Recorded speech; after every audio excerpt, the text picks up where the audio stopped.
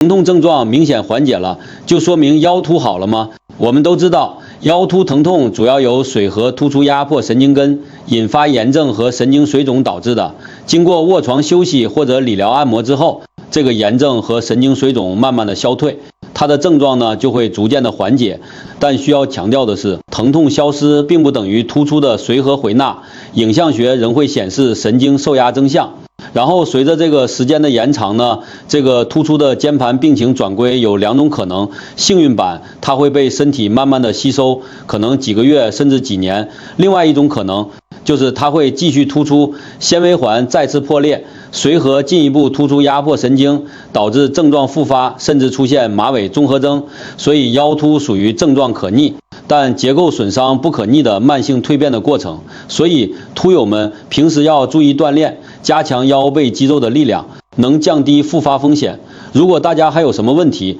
欢迎在评论区留言，我会给大家一一解答。